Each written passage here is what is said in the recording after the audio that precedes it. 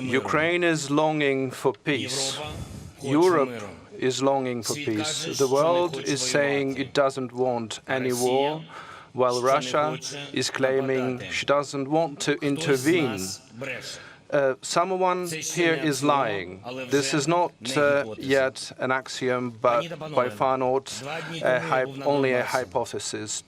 I visited the separation line in the Donbass just a couple of days ago. In legal terms, this is line separating Ukraine and temporary occupied territory, but in real terms, this is the line separating peace and the war. The line with a kindergarten on the one hand and the shell flying into it. On the one hand, the school, and on the other hand, the shell flying into the school playground with 30 kids nearby. On the other hand, the kids who are not heading towards NATO, they are heading towards their classrooms.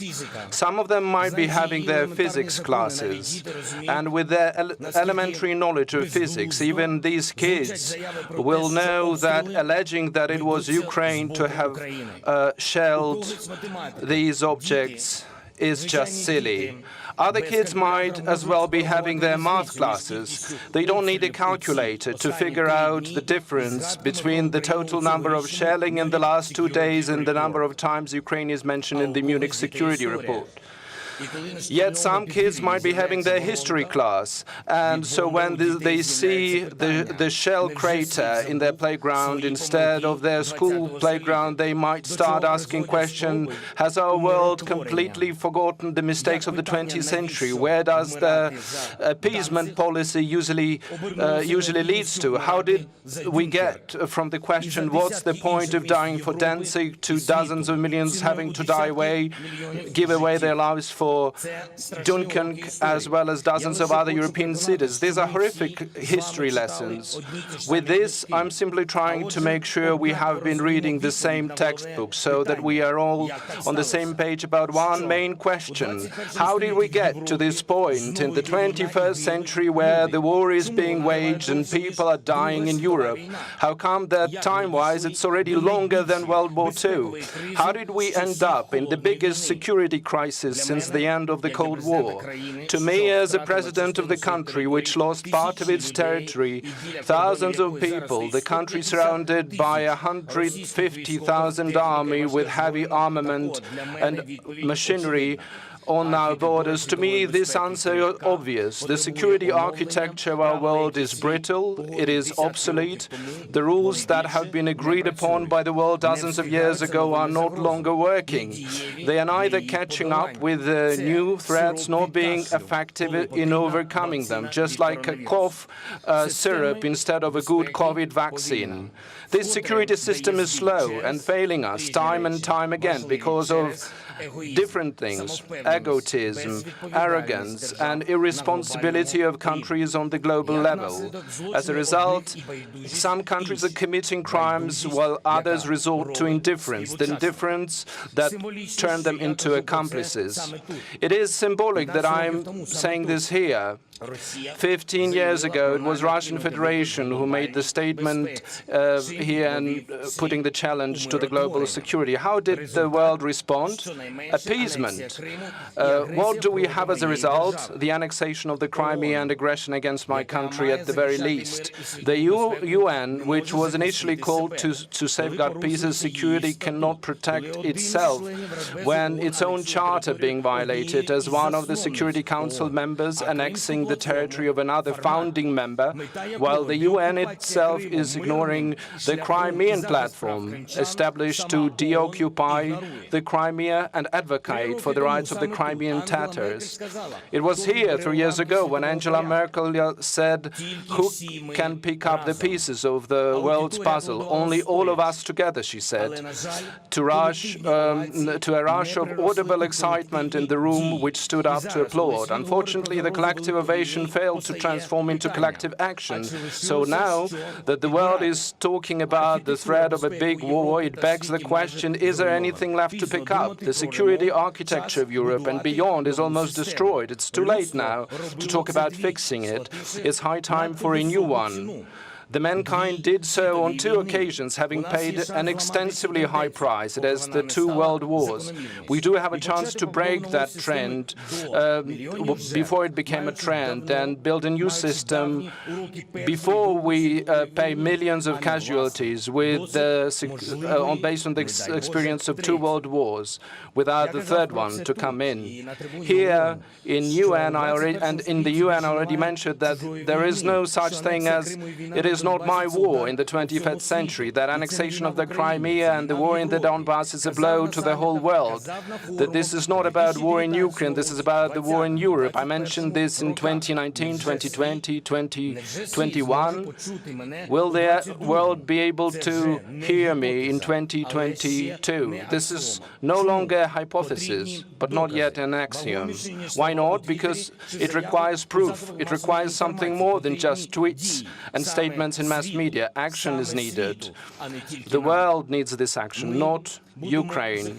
We are going to protect our country with or without support of our partners, be it hundreds pieces of contemporary armament or 5,000 helmets. We equally appreciate the support, but everyone needs to understand that this is not some kind of donation Ukraine should be reminding or begging for.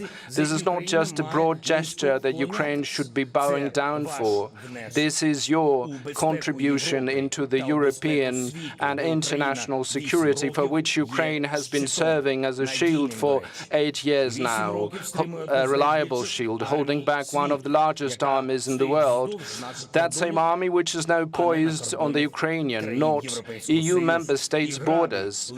And the missiles were flying into the Mariupol, not the European cities. And thanks God. And after the fights and the destroyed airport in Donetsk, not in Frankfurt, and it is always blazing in the Avdiivka industrial zone, which is being shelled. There it was very hot, not in Mormat. And none of the countries of Europe know what the military funerals are around the country in all regions, and none of the European leaders knows what is it to regularly meet with the families of the dead soldiers. No matter what, we're going to protect our beautiful land on our borders. Either we have 150,000 or 1 million soldiers of any army. In order to help Ukraine, indeed, we don't need to hear how many of them are there and how many armament they have. We need to hear how many are there of us together. To help Ukraine, we don't need to be reminded of the dates of the plausible intervention. We're going to protect our land on the 16th of February, on the 1st of March, and the 31st of December. We need other dates, much more than these dates. And everyone understands what kind of dates. Tomorrow is the day of commemoration of the Heavenly 100. 8 years ago, Ukrainians have made their choice, and many of them have sacrificed their lives for that. Do you think that 8 years later, Ukraine should keep calling for acknowledgement of our European perspective? Since 2014, Russia is convincing everyone that this was an erroneous path for Ukraine, that no one is waiting for us in Europe. Isn't it Europe that should be saying and proving them wrong? Isn't it Europe who should be saying today that our citizens have a positive attitude towards Ukraine joining the Union? Why are we avoiding this question?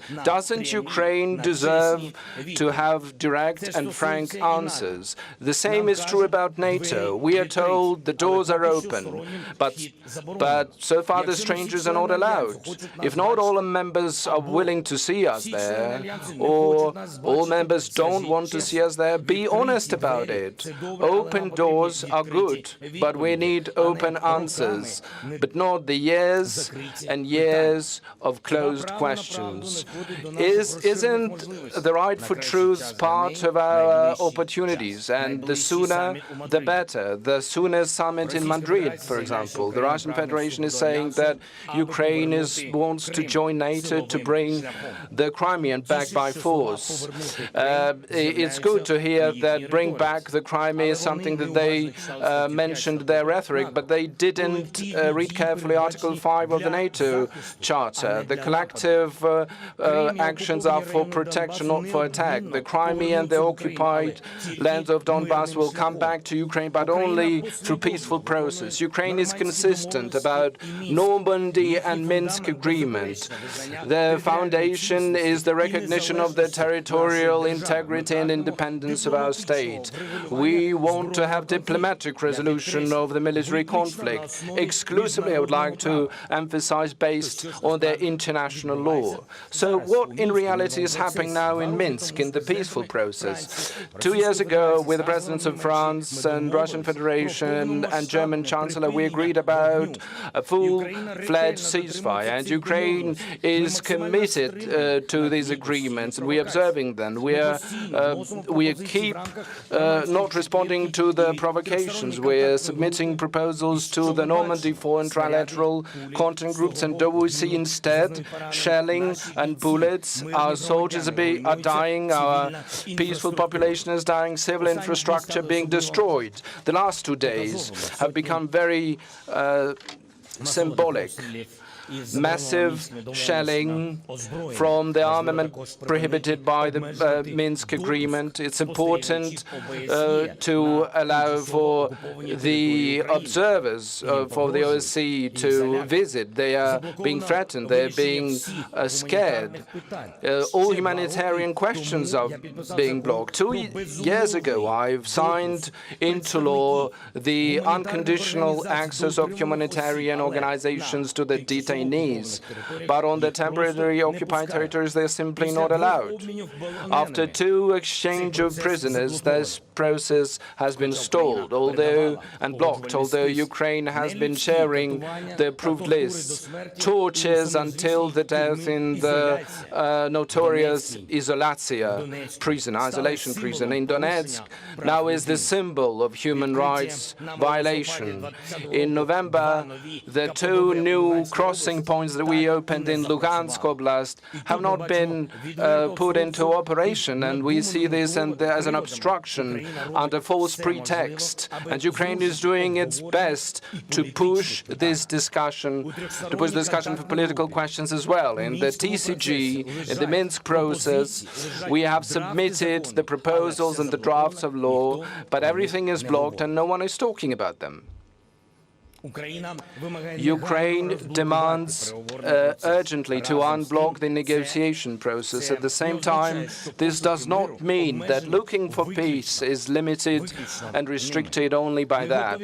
We are prepared to look for the keys to end the war in all possible formats, in all possible platforms: Paris, Minsk, Istanbul, Beijing, Barcelona. It doesn't matter where in the world we will agree about the peace in Ukraine.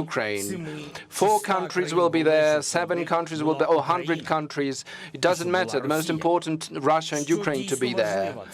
What is important is the understanding that we need not only us who need peace. The world needs peace. We need to restore peace and integrity in the internationally acknowledged borders. And I hope no one is thinking about Ukraine as a permanent buffer between the Russian Federation and the West. This will never happen. No one allow this to happen. Otherwise, there will be a question: who is next? NATO countries will have to protect each other. I want to believe that North Atlantic Treaty and Article 5 will be more effective than the Budapest Memorandum. For the refusal, the fact that we refused from the 3rd biggest nuclear power, we received the security guarantees. We no longer have that weapon. Neither do we have the security. We have lost part of our territory, which is bigger in territory than Switzerland, Netherlands, or Belgium. Millions of citizens have been lost. All of that has been lost, but we still have something. We have the right to demand to move from the appeasement policy to ensuring the guarantees of security. Since 2014, 3 times Ukraine has tried to call for consultations for the guarantors of the countries who guaranteed the Budapest Agreement. 3 times, no success. This will be the 4th time today that we're going to do this. As a president, for the first time, but both Ukraine and me will do this the last time. We are initiating under Budapest Memorandum and call for and ask the foreign minister to have this meeting. And if, as a result of this, we're not going to guarantee of defense after this summit, we will think that Budapest Memorandum is not working, and all the package decisions of 1994 have been put in question and compromised. In the nearest weeks, I propose to call the summit of the countries of the Security Council with the participation of Europe, Germany and Turkey to resolve security challenges in Europe and come up with new effective guarantees, security guarantees for Ukraine. The guarantees that we need before we become the members of the Defense Council, being in this gray zone, in a security vacuum, so to speak. What else can we do now? We can continue the effective support of Ukraine and its defense capabilities, providing the European perspective, providing the support as are provided to the candidate countries, and providing specific timelines for Ukraine possible membership in their alliance. We need support for the transformation in our country to create the Stability and Restoration Fund, the Land Lease Program, supplying new armament and equipment to our army, the army which is protecting the whole Europe. An effective preventive sanctions package is what we need to restrain the aggression and the energy integration of the Ukraine into European Union in the times when Nord Stream 2 is being used as a weapon. All these questions require answers. Instead, there is silence. And while this silence persists, there will be no silence in the east of Ukraine, in the east of Europe, and in the whole world. I do hope finally the whole world will understand this and Europe will understand this. Ladies and gentlemen, I'm very grateful to the countries who have supported Ukraine with their words, with their declaration and specific support. Those who are on our side, on the side of truth, on the side of international law. I'm not calling my friends out by names. I don't want some countries to be ashamed, but this is their business. This is their matter. These are their countries, their karma, and this is their consciousness that they have to look into. Although I don't know how they will be able to explain these actions to the 2 people who were killed and 3 wounded Ukrainian soldiers today, and 3 girls from Kyiv, 10, 6 and 1 years old, who don't have a father any longer. At 6 o'clock in the morning, East European time, when Ukrainian scout officer was killed from the artillery shell prohibited by Minsk. I don't know what he thought about at the last second of his life. He didn't really for sure understand what kind of agenda we need for the meeting to stop the war in the East, but what he knew is the answer to the question that I asked at the very beginning. He very well knows who is lying here. Rest in peace to him and to all those who have died during these years of war in the east of our country. Thank you.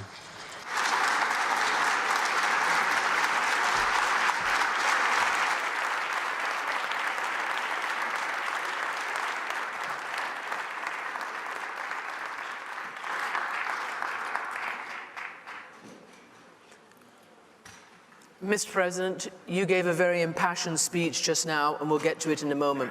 But first, I want to ask you that I'm not sure how many people in this room expected you to make the decision to leave your country and come here today. What was so important for you to be here, and What do you know about Vladimir Putin's intentions that perhaps the United States or others don't know because they think that he's made the decision to enter your country? Thank you very much. Thank you for this question, and thank you for the invitation. It is very important when Ukraine is being discussed, for Ukraine, for this information to come from the mouth of our country. I'm the president and our team. It's important for all our partners and friends not to agree about anything behind our back, and I do believe in our partnership, and I do believe that this is the case. I had very important meetings today with the leaders of different countries, and still more to go. And I would like you to hear, to see, to ask questions and get the answers, to understand the level of resilience of our country, that we're not panicking, we're very consistent, that we are not responding to any provocations. We have our own vaccine already developed for that, not as good as COVID vaccines, but this vaccine is already 8 years old. We know the things we need to react to and things we shouldn't. Of course, when our soldiers are being killed, we know we need to respond, but we understand who is killing us, we understand what these military groups are, but and we also understand when they are shooting from the localities surrounded by civilians to provoke us, for us to respond and to start an escalation on the other side in response to our fire. It's also important for us to be on the same page in terms of information. The fact that the partners are sharing with us the information, we are very grateful for that, by the way, for the cooperation of our intelligences. But we are in this tension for many, many years now. We do not think that we need to panic. We think these risks are indeed very high because we have more troops, 150,000 troops on our borders. Yes, indeed, that's a big risk. But a very big risk if we do respond to one provocation or the other. On the other hand, I think that Russian Federation, and when we are talking about Russia, this is the people, the whole people of Russia. So I think they will not be able to start to go to war against Ukraine. And although on the temporary occupied territories we have a lot of provocations and we see them, we see this, how through the mass media they're disseminating different provocative information, we need to preserve our stability, we need to keep calm and be adults. In these terms, Ukraine army is more adult than others. A bit of escalation on the so-called false flag issues. You have just talked about 2 Ukrainian soldiers being killed. The Russians say mines have exploded, Ukrainian mines on their side of the border. We've seen this rhetoric before. We understand the concept of false flags. But how tense is that? How do you think you can stop it? You know, how do you consider the level of the current provocations?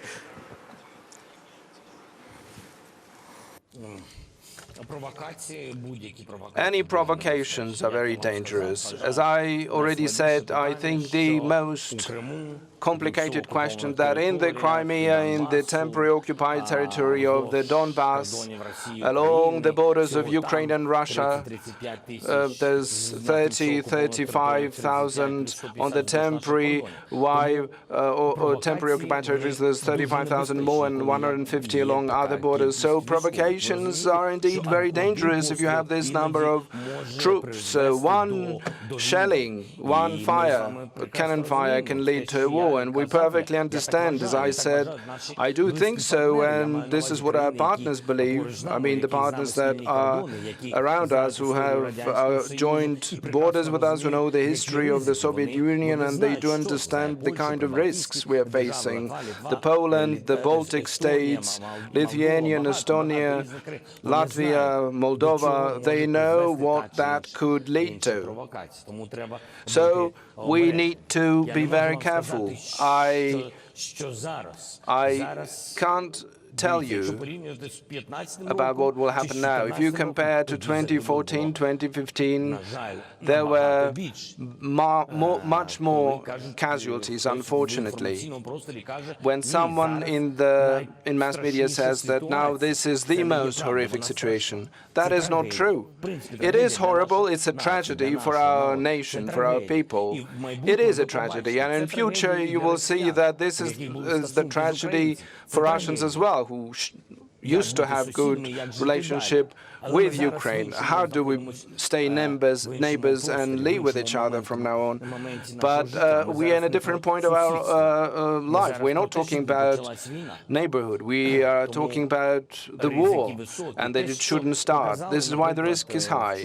What was shown yesterday on the temporary occupied territory, they've shown some shelling allegedly flying from our side, and then they have shown something flying all the way to Rostov region of Russia. This is just mere blunt provocation. These are pure lies.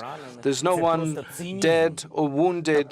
This is just cynicism of such a high level that they are blowing up something on their side and shooting. This is not the first time since 2014 that they are aiming their guns and shooting at the territory that they themselves control. This is the kind of cynicism. That's it. And all we care is peace. And I mentioned this many times to the President of Russian Federation and Angela Merkel and Macron in 2019, and we have sent a massive amount of signals. On the monthly basis, we have been passing on to different world leaders and directly to Russian federations that we are ready to sit down and speak. Pick the platform that you like. Pick the partners that will be there around the table with us. We are ready for that, prepared for that. What's the point of us shooting and proposing diplomacy at the same time? I'm too long, I'm sorry. You can stop me when you want. Can I ask you how you feel today compared to a few days ago? Because I think everybody's been quite amazed at the solidarity between the United States and your country and Europe and the united front that's been presented, and also the extraordinary departure that the United States has used intelligence to telegraph exactly what it sees President Putin doing. You have said different things about that on the one hand it could sow panic, and you're going to remain disciplined, and you just said again, we're not going to panic. How do you evaluate the US aggressive use of intelligence to try to dissuade President Putin?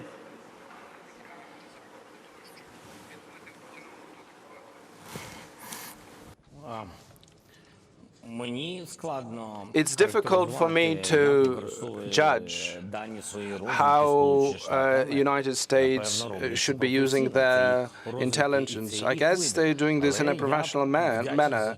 This is their choice. But I'm grateful for the work that both of our intelligence has been doing, but the intelligence I trust is my intelligence. I trust Ukrainian intelligence who are on our territory, who understand what's going on along our borders, who have different intelligence sources and understand different risk based on intercepted data. We're talking about this, and this information should be used. I repeated this many times. We're not really living in delusion. We understand what can happen tomorrow, but maybe the comparison I will make is not good, but just putting ourselves in coffins and waiting for foreign soldiers to come in is not something we are prepared to do. We are not going to advance on anyone. But we stand ready to respond to everything. We cannot remain passive. We cannot say on the daily basis that war will happen tomorrow.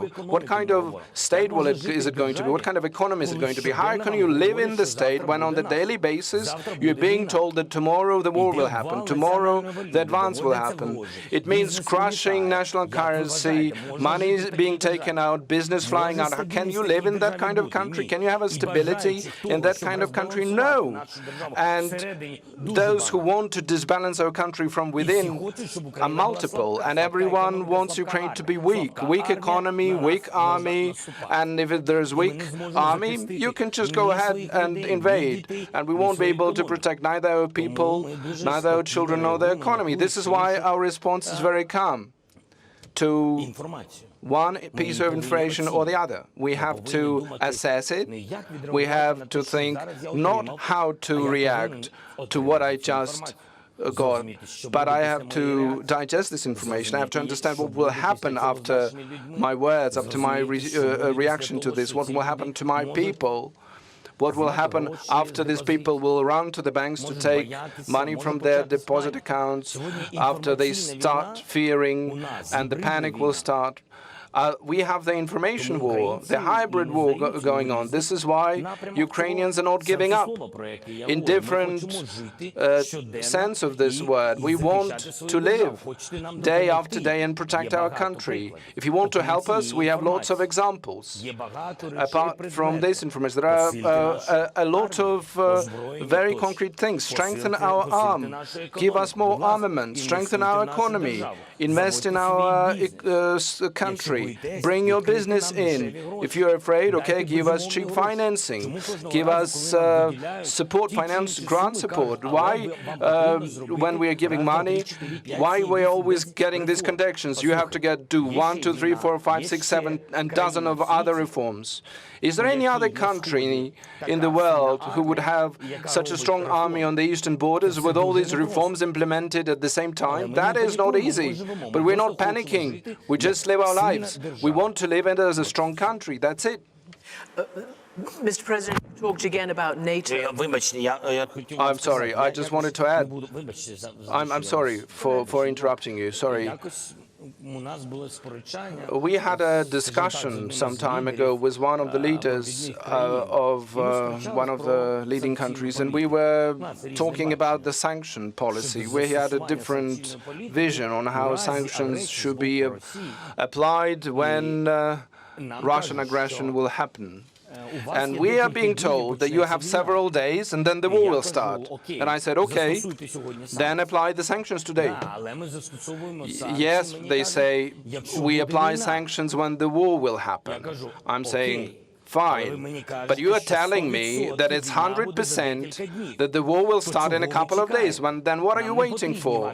We don't need your sanctions after the bombardment will happen, and after our country will be fired at, or after we will have no borders, or after we will have no economy, or parts of our countries will be occupied. Why would we need those sanctions then? What is this about? So when you're asking what can be done, well, lots of different things can be done. We can even provide you the list. The most important is willingness. So you're calling for sanctions to be leveled now. You also talked about NATO now. There's obviously, this is the big sensitive issue in this whole issue, right? And you have just talked about, again, wanting to be part of NATO. And yet you said you don't expect any NATO soldiers on your territory now. You specifically said we want no foreign soldiers with foreign flags on our territory right now. What is your position on wanting to join NATO today? To respond to the first part of your question about sanctions, the question is not about introducing them today. If the whole world understands that tomorrow there is a high probability of escalation by Russian Federation, and if Russian Federation is not pulling out their military, I think that would be a powerful step. If they are pulling back, then there will be no question. That's a soft option. I'm talking about the diplomats who cannot apply sanctions automatically. I'm talking about the logic. If they pull back their troops, well, there will be no sanctions. But today, even the question of just making it public preventively, just the list of sanctions, for them, for Russia to know what will happen if they start the war, even that question does not have the support. Okay, let's be honest then. Then I have a question. Why, if you can't even disclose what will happen to whom if the war starts, then the question is that it will be, I doubt that it will be triggered after it even happens. In terms of NATO, we had a lot of debates regarding this, and there were lots of discussions about the world leaders and my friends. And meanwhile, I have lots of friends among the world leaders. I will not name them because others will get offended. Ukraine is being supported. Indeed, but Ukraine needs security guarantees. We are smart people, we are not narrow-minded. We understand there are lots of different risks because of NATO. There is no consensus around of their allies. Everyone is saying there is some distance that we need to go between Ukraine and the NATO, that we need to walk. All we are saying is, tell us, how much time does it take to complete this distance, measured in years, and you see this is measured not just in hours, and you can see with the tragedies and lives. This is measured in the human life of Ukrainians. So tell us, on this distance, is it fair for us to get the guarantees while we're still walking this path? Some diplomatic guarantees. Isn't it just simply fair? No one is pushing anyone against the wall with a question for us to be there in the NATO. That's not the case. We want to, we do, but until we have that possibility, what we want is the guarantees, security guarantees. And I know you have to go. I'm getting the old rap. But can I ask you... Just a second. I think cyber attack. Can I have another one for translation? Yes. But maybe you see, Russia's not here, but they're here. Well, it doesn't work. I'm sorry. How about if I try to talk to you and you'll understand me? I understand you from the very beginning, but you know there are some very important things. Yeah.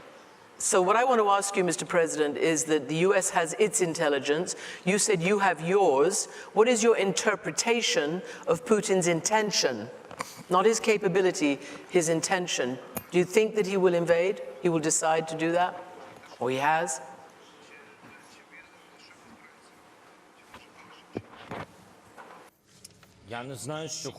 I don't know what the President of Russian Federation wants. That's why I propose to meet. That's it.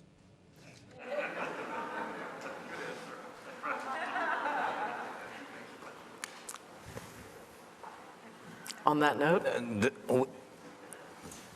your people are telling me that I have to stop. On Syria. Huh? Sorry? Your people are telling me that you need to go. Were you at all afraid of coming here? No. Why? Well, there are friends here. No, leaving your house unguarded. Well,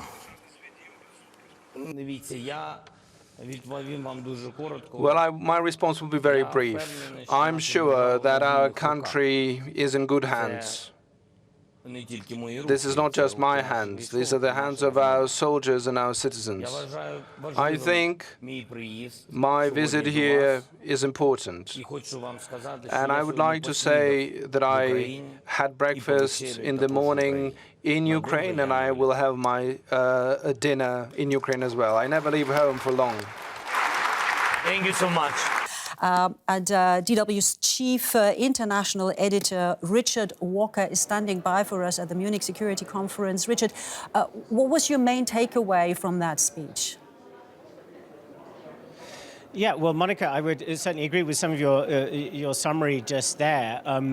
Quite an emotional tone and a frustrated tone from Volodymyr Zelenskyy at various parts of his speech, and just ending there on an emotional note, talking about two people recently just killed in the region where this turbulence is going on, and asking how he explains to how he would have explained to them what's been going on in terms of diplomacy, in terms of the international support that Ukraine is receiving, or in his eyes, not receiving sufficiently.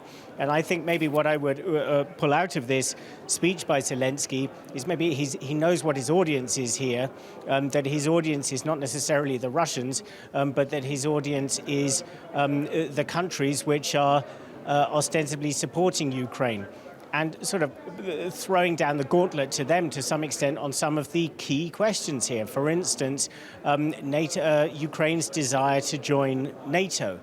Now, the Western allies, the NATO alliance, have been insisting in their negotiations with Vladimir Putin that the idea that NATO has an open door, that any country can apply to join NATO, that this is a core principle of NATO.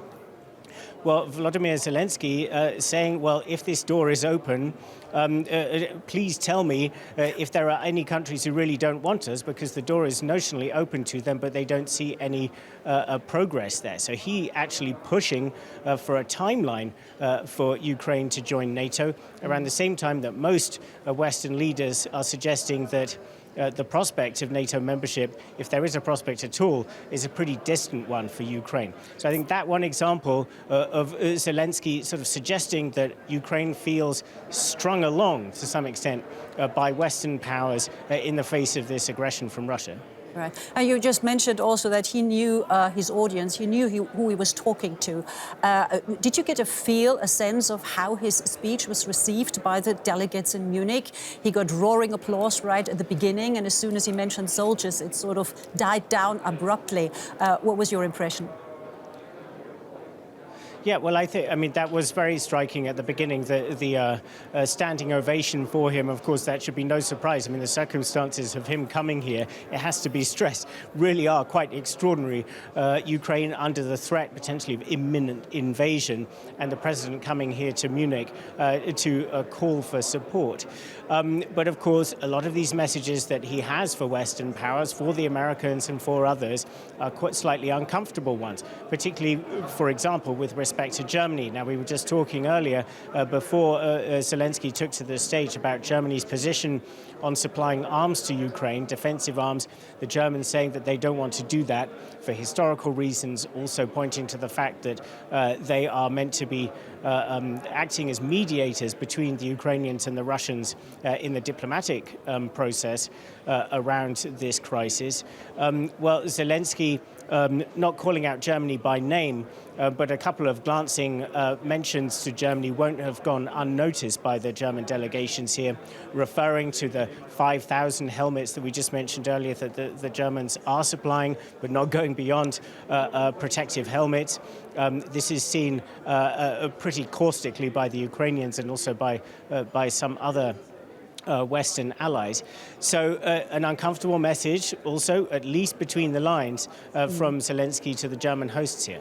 Right. And Richard, just for those who are joining us just now, we do have a short snippet out of Volodymyr Zelenskyy's speech. I believe it's also the one where he reiterates again that what they really want, what Ukraine really wants, is peace. Let's just listen in.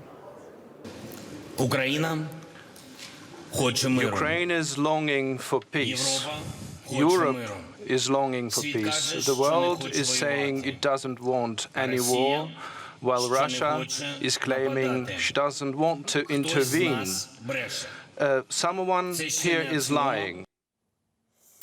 Someone there is lying, as what I mentioned earlier. I think he's pointing there straight into the direction of Moscow, the Kremlin. And interesting enough, everybody at the Munich Security Conference was stressing how important diplomacy is. Yet Russia is not attending. Is diplomacy just wishful thinking by the West at this stage? Well, the fact is that we don't really know yet, Monica. There are so many interpretations of what's actually going on here. What is Vladimir Putin doing with this massive military buildup?